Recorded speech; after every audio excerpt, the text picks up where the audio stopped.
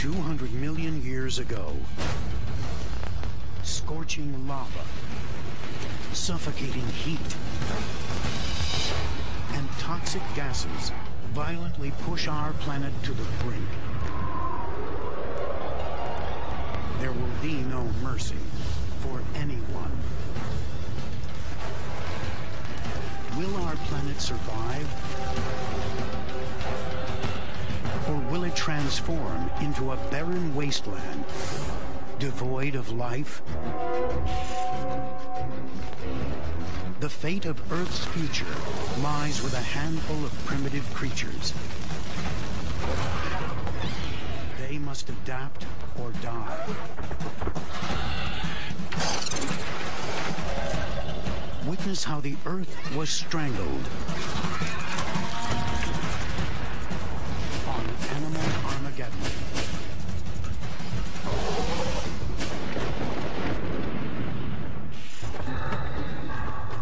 Death is one of the things that nature wills. Marcus Aurelius Antoninus, 1st century AD.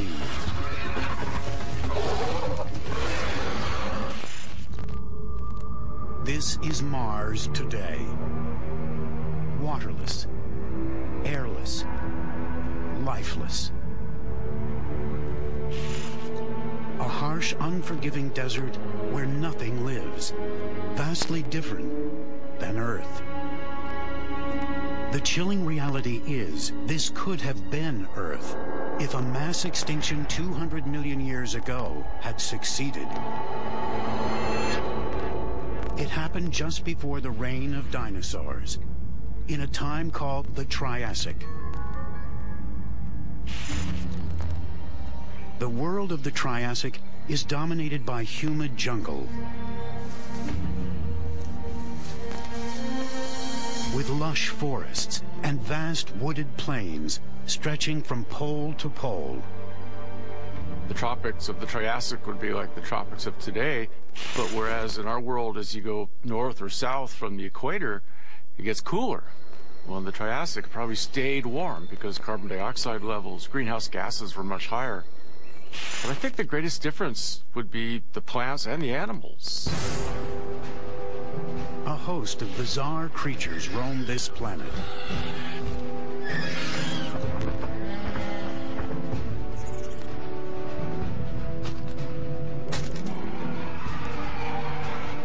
Flying reptiles, giant armor-plated herbivores, and cunning predators lurking in the shadows. But most important to humans, our own tiny ancestors, the first true mammals. All of these animals inhabit a vast supercontinent called Pangaea, the place land dwellers have called home for tens of millions of years. The Triassic would have to have been one of the coolest crossroads of time to ever visit, I think. It really is this strange, peculiar intersection between what came before and what has become after. Planet Earth is still in recovery after the mother of all mass extinctions left it for dead.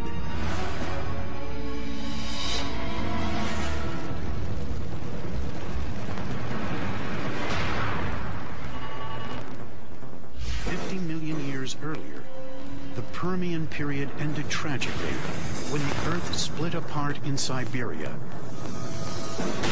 oozing toxic lava for 1 million years. Known as the Great Dying, this cataclysmic event turned a lush and thriving wonderland into a barren, hostile domain. More than 90% of all species were lost forever. But a few animals made it through, and from this meager handful of survivors, life has slowly but surely clawed its way back from the brink. After 50 million years, ecosystems have returned to something approaching normal. But beneath their feet, the forces that brought Pangaea together millions of years in the past are now splitting it apart. The Earth's crust floats on a layer of molten rock called the mantle. The flow of rock in the mantle moves the continents over time. As these forces tear Pangaea apart, an extraordinary amount of lava will be expelled from the bowels of the Earth. The gears of mass extinction are in motion. Disaster is about to strike. In what is now the Appalachian Mountains of eastern North America, a deep rumble shakes the landscape.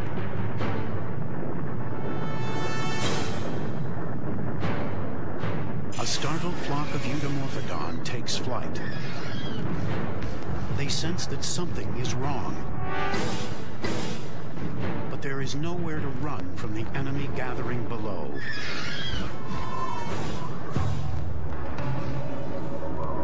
These bird-like creatures are among the first flying reptiles, or pterosaurs.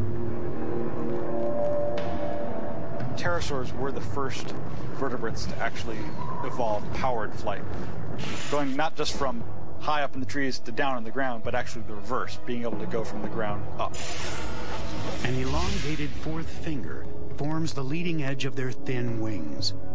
To us, it might resemble a bat, but it flies as gracefully as a bird. Was somewhere about the size of a seagull. And it could probably glide and flap its wings and would benefit from having those rather long wings that a seagull has, meaning that it can take advantage of air currents to maintain it aloft. It doesn't have to flap furiously all the time like a hummingbird.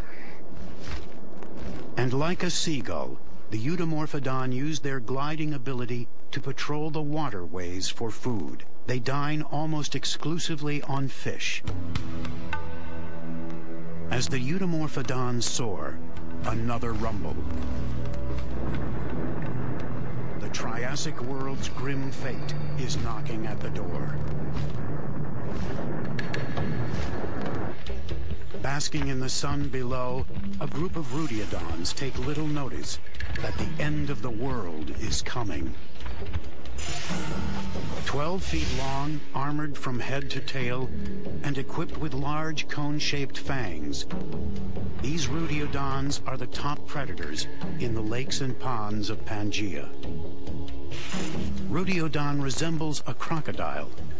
Though they are not related to each other, scientists believe it occupied a similar niche in the ecosystem, an ambush predator that never strayed far from the water. I think most of the time Rudiodon was eating fish, just based on the shape of the skull. But given the opportunity, something's not paying attention when it comes down to drink some water at the riverside, Rudiodon would probably be able to swipe at them and take them into the water and drown them, probably.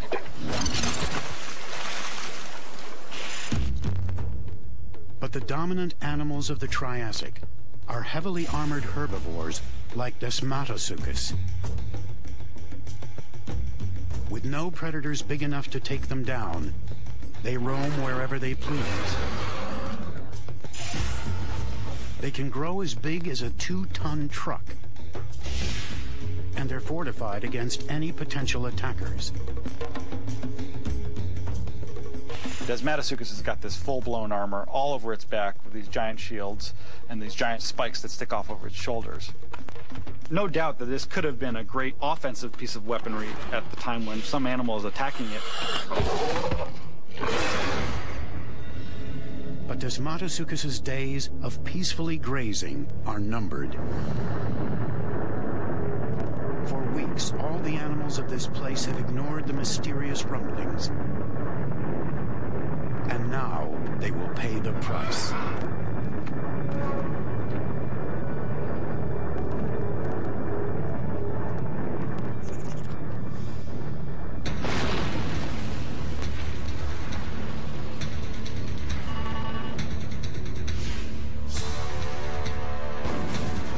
Towering plumes of searing vapor stream into the sky. These geysers are like Old Faithful, but 100 times more powerful. Superheated steam and debris rocket over a mile into the air. And this is just the beginning. Rolling clouds of steam subsume the Eudomorphodon.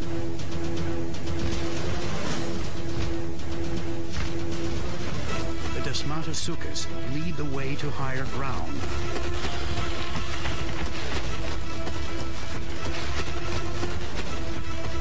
While Rutiodon seeks shelter in the deep. But there will be no escape. The steam eruptions are just a warning shot. Lava eruptions are not far behind.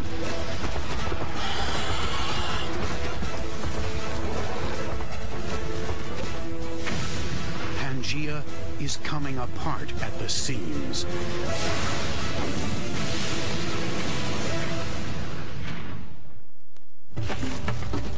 Whom unmerciful disaster followed fast and followed faster.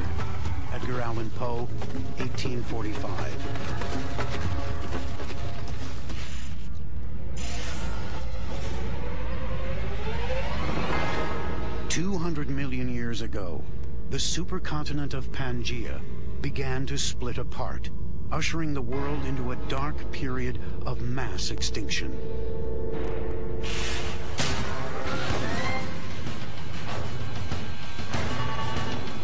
In what is now the eastern United States, huge eruptions of scalding hot steam have kicked off one of the largest volcanic events in Earth history, brought on by the breakup of this landmass.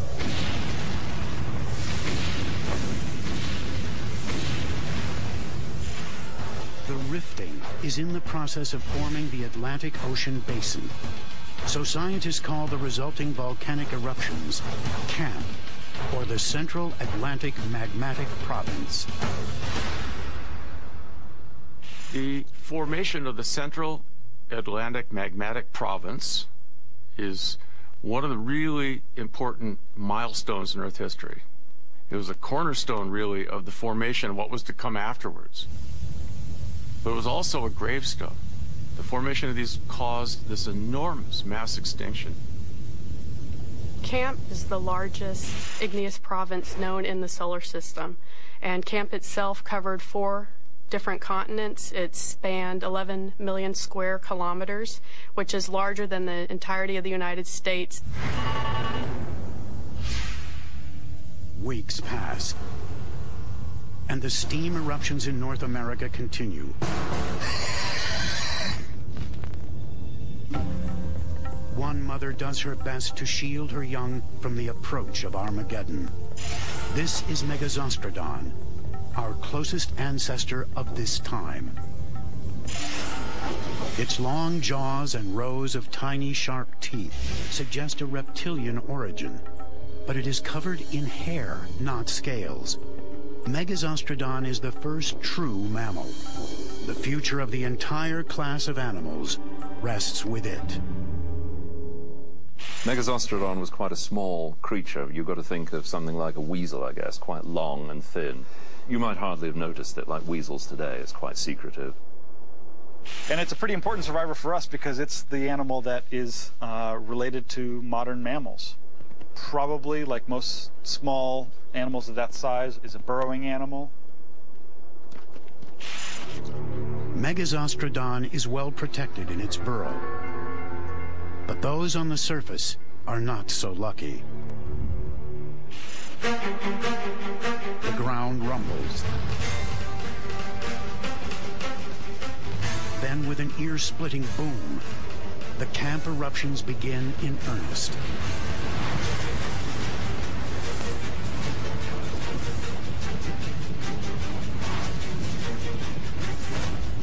Lava bursts out of huge cracks in the earth.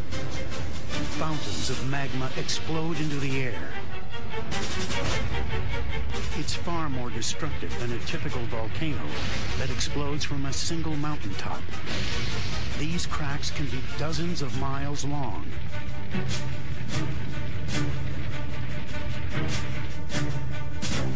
A tidal wave of flame courses from the fissures. You have almost like a wave of this stuff slowly moving over the landscape, and all these poor animals in its way running for their lives.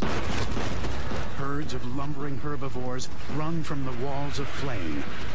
But there's no escape. Their spikes may protect them from predators, but they only slow them down now.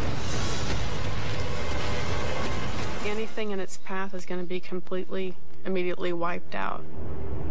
For weeks, even months on end, the fissures spew lava onto the surface.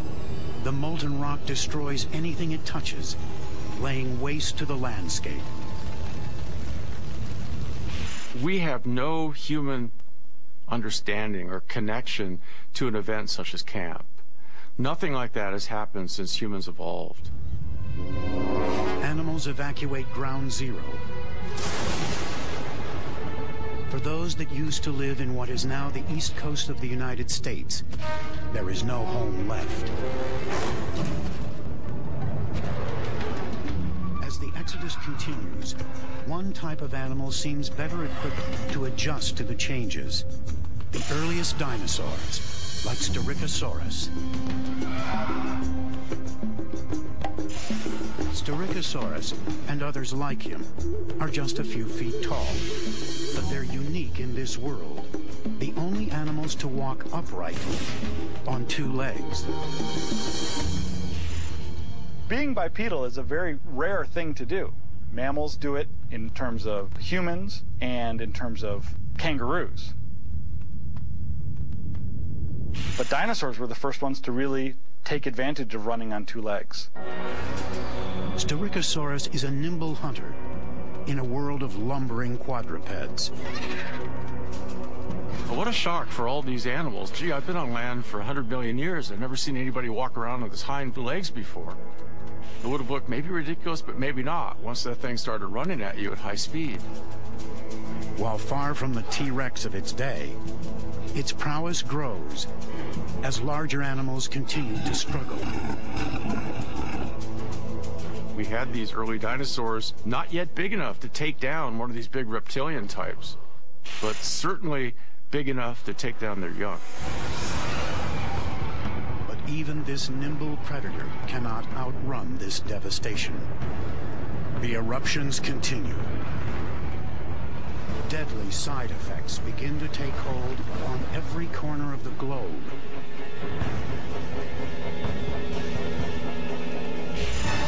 The Earth has been set on an ominous path. How long before the blue planet becomes the red planet?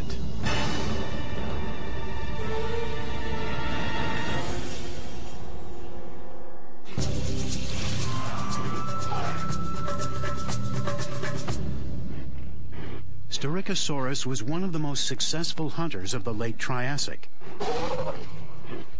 But it wouldn't hold a candle to the king of the dinosaurs, the ferocious T-Rex.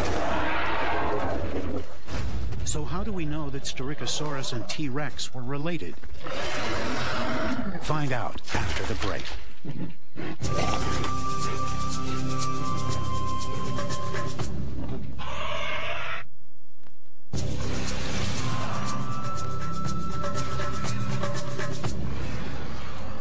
How do we know Styracosaurus was related to T-Rex? Turns out both animals share physical traits that classify them as dinosaurs. All of the features of dinosaurs, when you ask a paleontologist, are really related to ankles and hips. Those are the features that are related to being up on two legs. Back in the Triassic, there was nothing else like these animals on two legs. Dinosaurs like Styracosaurus were first ever in Earth history. Today, scientists continue to look for shared physical characteristics to classify new species.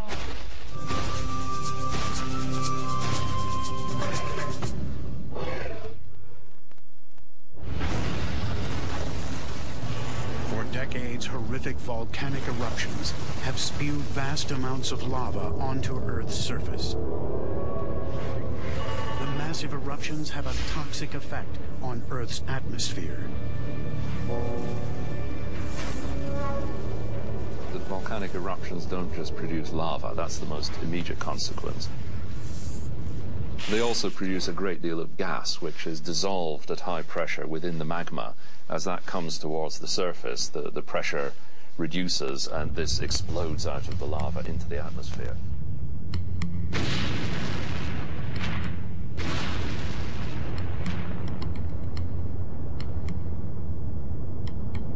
Millions of tons of toxic gas are pumped into the air. The amount of carbon dioxide in Earth's atmosphere increases exponentially. Well, let's take an analogy here. Let's go back, and instead of these volcanoes going off, let's say that we build 10,000 coal-fired power plants. Line them all up, tons of coal coming in, plant after power plant after power plant after power plant, all with their chimneys streaming up gas into the atmosphere. That's exactly what's going on with these magmatic provinces. Temperatures skyrocket. It's unbearably hot. Even animals that live in the water, like Ruteodon, are affected.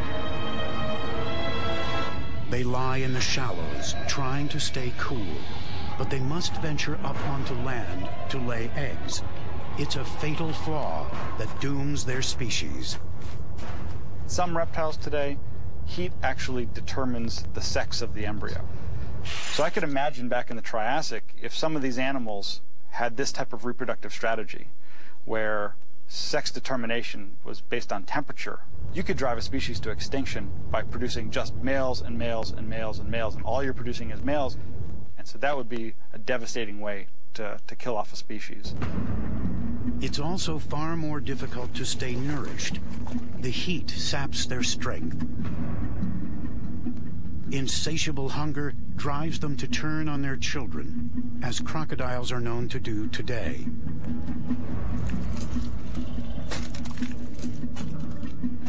Cannibalism might well seal the fate of this species.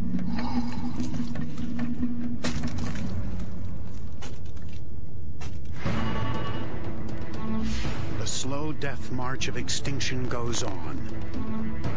The sudden warming of the globe ushers in another catastrophic side effect. Oxygen levels plunge to record lows. There's roughly half the concentration of oxygen in the atmosphere that we have today. So it would have been much more difficult, given the same respiratory apparatus, for an organism to breathe in the late Triassic than it would be for the same organism today. In what is now the southwestern U.S., a herd of Desmatasuchus forages for food. The air is thick with carbon dioxide, the sun unbearably hot. Trying to breathe here is like trying to breathe at the top of Mount Everest. The big, armored beasts have never feared a predator. But now their greatest enemy may lurk within their own bodies. Their primitive lung system, combined with a sprawling posture, makes it difficult to breathe and move at the same time. Desmatasuchus saunters with a side-to-side motion, much like a modern lizard. As it goes, that flexion expands one lung and compresses the other, a trait called carrier's constraint. Animals like lizards and salamanders that move in this sprawling way, where the body has to swing from side to side a great deal, that actually limits the capacity of the lungs and the capacity to breathe. Just a generation ago, these massive beasts could roam for hundreds of miles, endlessly grazing like African elephants do today. But now every step is laborious.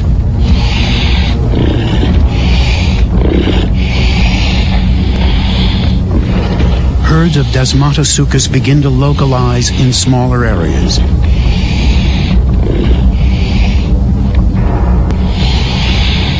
The low oxygen is also wreaking havoc on their reproduction rate.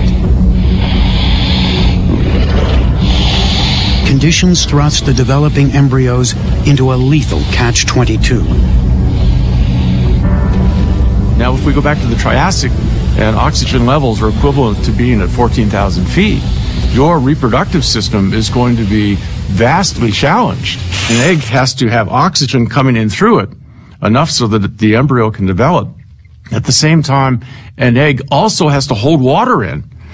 And so this is really opposite aspects. You have to have a lot of holes in your egg to let the oxygen come in, and the lower the atmospheric oxygen, the more holes you need. But on the other turn, the more holes you have, the more water can evaporate out, causing death as well. With each passing year, fewer Desmatosuchus are hatching.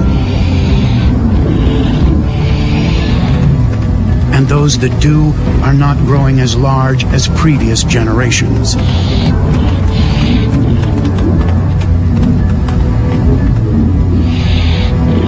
Their population will slowly ebb away in the coming years.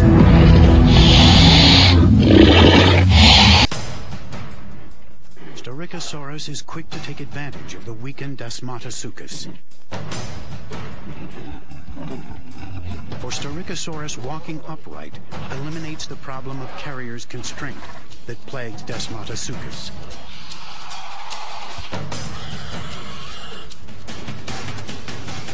Once the limbs go straight under the body, they're not interfering with the internal organs in the torso, and that allows the lungs to expand more, to operate at a higher level. Scientists theorize that they may have had extra air sacs that continuously circulated oxygen through their respiratory system. Today, this is the same feature that allows birds to fly at very high altitudes for extended periods of time. The dinosaur lung is the same as a bird lung. A bird sitting here right next to me, breathing the same air I am, is going to extract about 1/3 more oxygen than I do. So you might say that, gee, this is a coincidence. Oxygen drops to its lowest point in 500 million years. The most efficient lung the world has ever seen appears. But evolution doesn't usually run for or derive from such coincidences. This really seems to be cause and effect. A full-grown Desmatosuchus was once too large for Styracosaurus to take down. But now, this early dinosaur feasts on the struggling herbivores.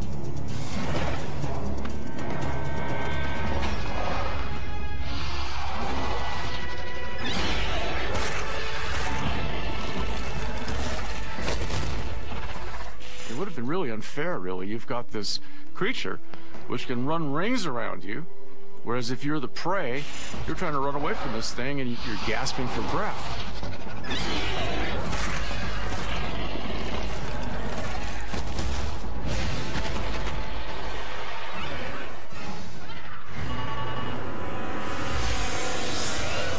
Centuries pass. In North America, where the rifting first started, it seems that new fissures are erupting every day. The face of the supercontinent is melting like hot wax. The volcanic stranglehold tightens, with no end in sight. The Earth is morphing into a new world. But will it be a world filled with life or death?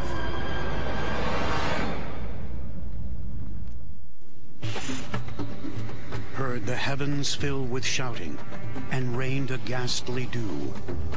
Alfred Lord Tennyson, 1842.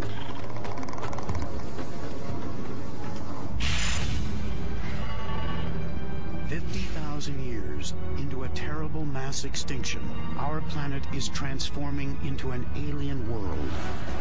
Barren landscapes, skyrocketing carbon dioxide levels, thinning air.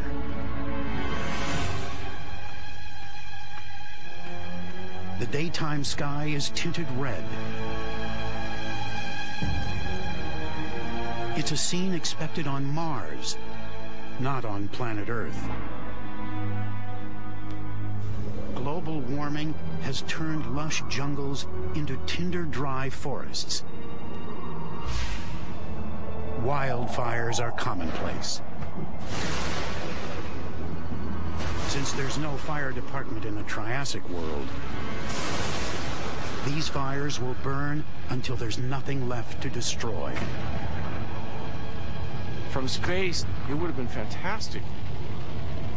You would have seen this enormous black area, and perhaps even the forest fires, because as this stuff pours out, that tropical vegetation of the Triassic is going to catch fire. And so it's like a huge spreading cancer in the surface of the Earth.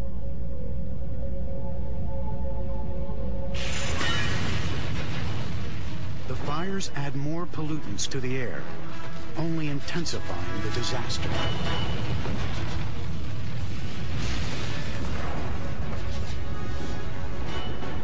Rolling clouds of ash cover the landscape.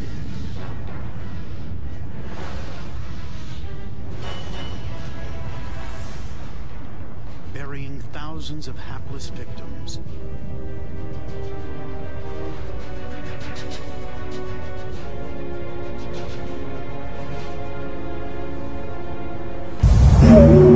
No one is spared.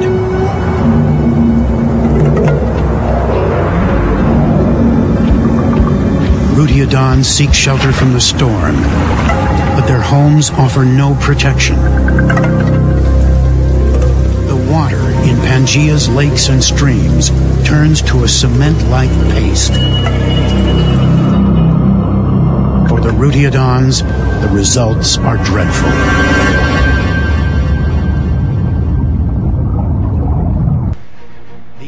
Mixes with water vapor in the atmosphere, resulting in acid rain. It scalds the landscape, laying waste to whatever plant life remains.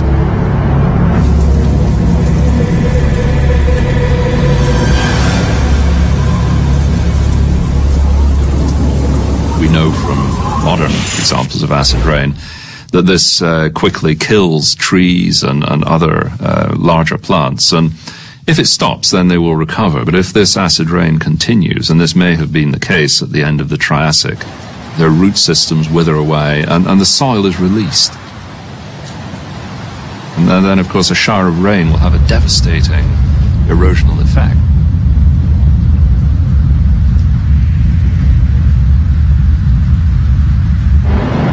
This unending torrent of death strips the soil from the land. We're having lots of runoff and erosion on the continents. This would tend to also pollute the oceans with a lot of minerals, dissolved minerals, and organic material being deposited in the ocean, making it fairly thick and soupy.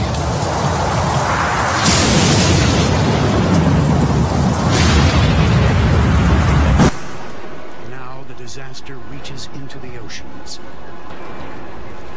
All that carbon dioxide, a lot of it gets pulled into the ocean and dissolved. But as it does so, it causes the oceans to get more and more acidic. Microscopic plankton, the base of the marine food chain, dies in the hot, acidic waters. As a result, fish populations around the world are decimated. And as go the fish, so go all the creatures that rely on them for sustenance. All over the world, flocks of Eudomorphodon search in vain for fish that have simply disappeared. Pangaea's teeming rivers and pristine lakes are now stagnant.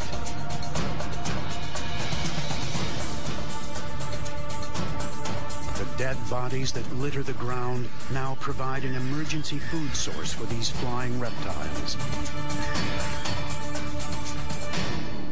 Under normal circumstances, Eudomorphodon would never scavenge a carcass.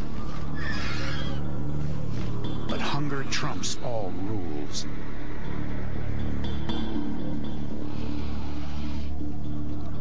It will hold them over for now.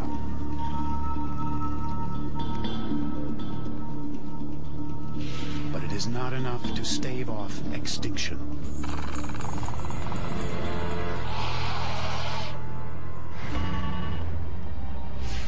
"70,000 years after the disaster began, starvation is now the norm for the animal kingdom. The world is barely recognizable. Taken day by day, the strangulation was slow, but the long-term effects are overwhelming. We're starting to see now not just organisms dying out and disappearing, but new types of organisms replacing them. And in this particular case, it's not animals, it's bacteria.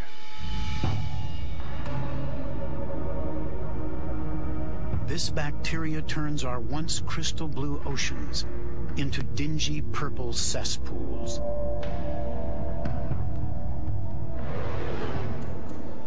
The sky grows jaundiced. The whole world smells of rotten eggs. In what is now South Africa, one creature clings to life amid the suffering, our ancestor, Megazostrodon. Megazostrodon's instincts have served her well. Once again, her burrow protects her from the clouds of putrid gas. Like the early dinosaurs, Megazostrodon also has a more advanced lung design, but of a different sort than Styracosaurus.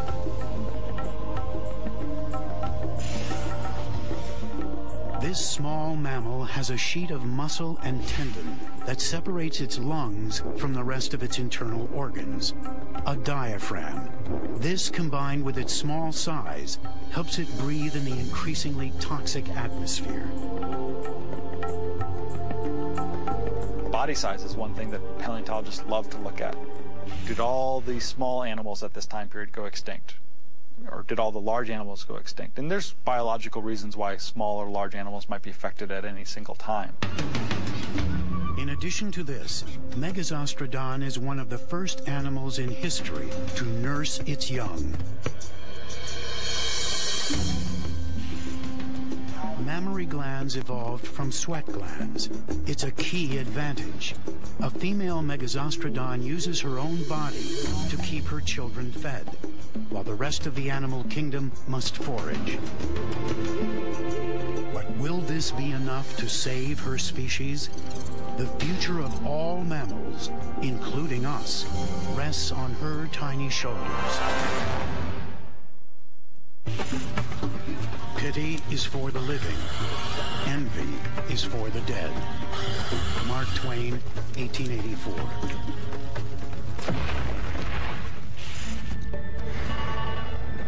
"250,000 years into a volcanic catastrophe, the Earth is unrecognizable. From space, the fissures can be seen stretching for thousands of miles, from modern-day Boston to Rio de Janeiro. The giant wounds are still bleeding liquid rock. The volume that is believed to have extruded is incredibly large. Estimates put it on the order of 2 million square kilometers of magma being outpouring across all of these basins. That's more than half the size of all the world's oceans today.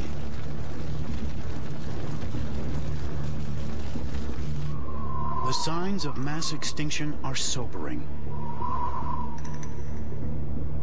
Floodplains that once hosted thriving communities of animals are devoid of life.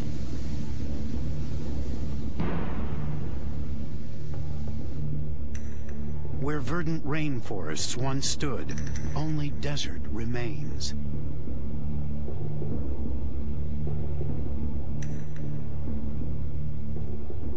It's as if this very vegetated, wonderful world somehow gets perturbed to the point that we now have this desertification taking place over enormous areas of some continents. Parts of the world, at least, it might have looked like the surface of Mars. I mean, if you remove plants, you lose the soil, and then you get a more extreme kind of situation. This may not have covered the whole world, but certainly parts of it. In those few regions where life still exists, dinosaurs like Styracosaurus are rising to prominence. In addition to its advanced lungs, Styracosaurus staves off extinction by brooding its nest. Mothers lay their eggs partially exposed. Then they use their bodies for warmth or shade as necessary. This body contact allows a mother to fine-tune the temperature of her eggs, fostering a close, if not maternal, relationship with her young. And in the process, her species is rewarded with stronger, hardier offspring. So while everything else is dying, it's as if we start getting more and more dinosaurs and bigger dinosaurs. Equipped with these remarkable innovations, Styracosaurus is positioned to survive this catastrophe.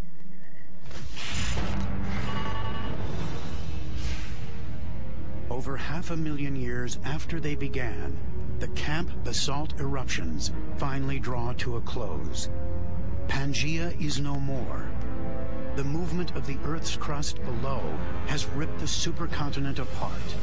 The liquid rock foundation for the Atlantic Ocean has been poured. The final death toll is almost unfathomable. 3/4 of the world's species are gone forever. The hardest hit on land are large armored herbivores like Desmatosuchus. The rudeodons are also extinct, another victim of a primitive lung design.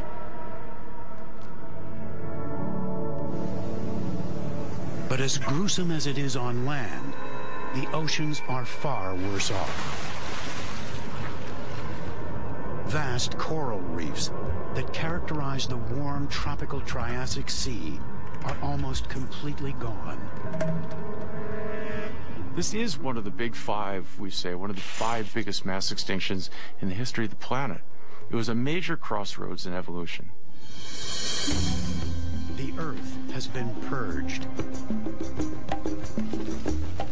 But some creatures will not be vanquished. The future depends on them.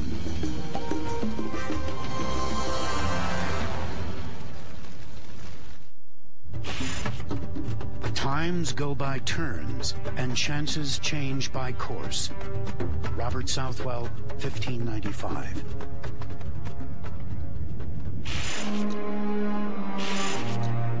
The Triassic mass extinction is finally over. After 600,000 years, the planet is nearly lifeless.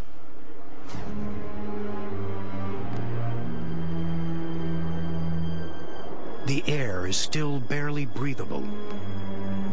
It will take many millions of years to rebound. At the same time, carbon dioxide levels are at their highest point in history, 10 times the level that exists today.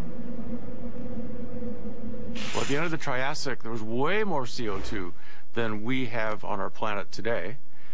And heaven help us if we ever get to Triassic levels, because we can see what that high CO2 did in the past. But incredibly, this isn't the end. Rifting that caused the mass extinction results in the opening of the Atlantic Ocean. The rest of Pangaea is following suit, resulting in the 7 distinct continents we know today.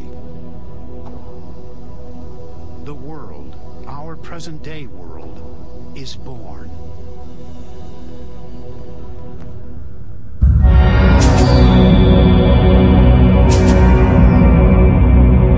Some scientists theorize that this is part of a larger cycle of breakup and reattachment. One day the continents may be joined again as they were in Pangea. Why continents come together and why they pull apart is still a great mystery. We do know that the continents undergo something that has been called a Wilson supercycle, that every 200 million years or so, all the continents come together. It's kind of like bumper cars all arriving in the very middle of the place, smash together, sit together for some time, and then tear apart. And this coming together and tearing apart process takes about 200 million years. So that 200 million years from now, we expect they will all have come back together and collided once more.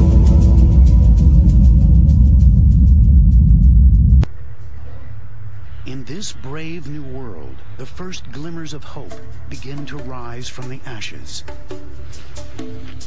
The early dinosaurs have managed to survive. Styracosaurus and its small cousins have proven their supremacy under the most severe conditions imaginable. Now the Earth is theirs. With the world void of competition, they multiply and spread out, creating new habitats and new species. The dinosaurs really start to come into their own and start to evolve the many different forms that we see throughout the Jurassic and the Cretaceous. The bigger, stronger, fiercer dinosaurs that evolve from this hardy stock will rule the animal kingdom for the next 150 million years. There's no looking back. It's now the age of dinosaurs completely. The Triassic is this big crossroads. It was anybody's game, and yet now we have this big change in the world. We have lots of heating, lowered oxygen, and it's a perfect dinosaur world. Beneath the feet of these giant lizards are the ancestors of modern mammals, the direct descendants of Megazostrodon. If Megazostrodon hadn't made it through, we wouldn't be here today. Resilient and well protected in its underground lair, Megazostrodon has made it through where so many others have died. Living quietly, Megazostrodon will thrive in the shadows.